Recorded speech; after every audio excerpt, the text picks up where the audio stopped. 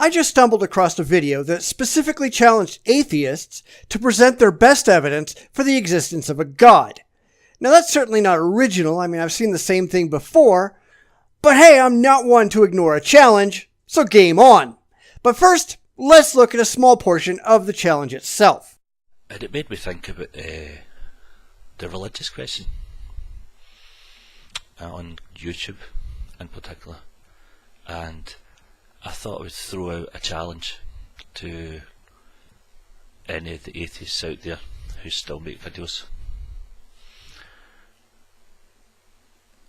I challenge atheists to provide the best case they can make for the existence of God.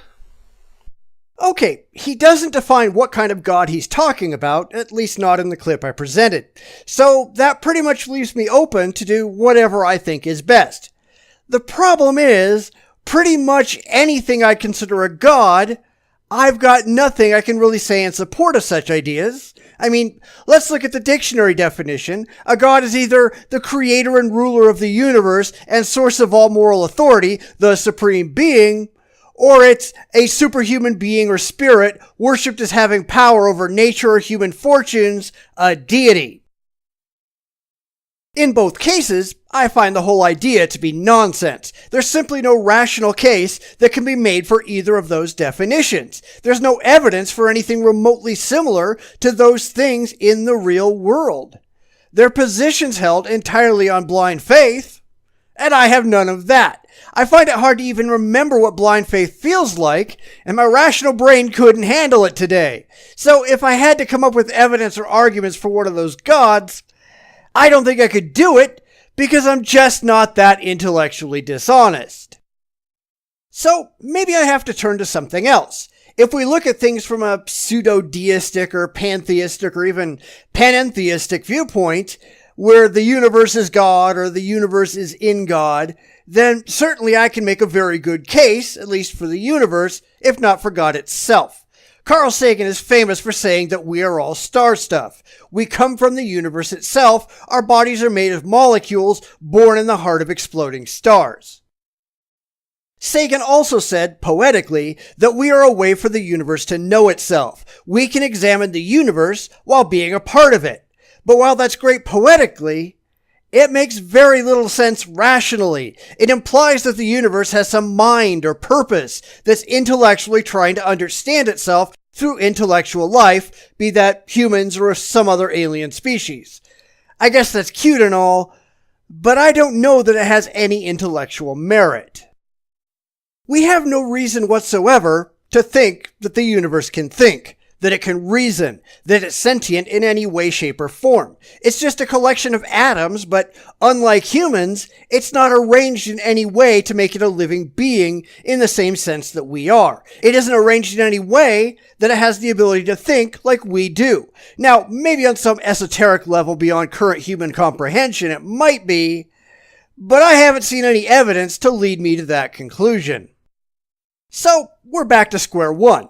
I've never found it worthwhile, as the pantheists do, to call the universe God. We already have a perfectly good word for the universe, that being the universe. Why muddy the waters with the God label? Besides, I don't think most theists would consider that to be a God in the first place. And that's really why, in the absence of a good universal definition of terms, this becomes really difficult. Besides, truth be told, I really have no need for a god in the first place. I don't hunger for a deity. I'm perfectly happy not having any beliefs in imaginary father figures in the sky or poetic views of the natural world. I accept the real world the way that it is, and I don't need anything beyond reality as we see it. I don't look up at the night sky and get emotional. It is what it is. It's not a god. It's just reality.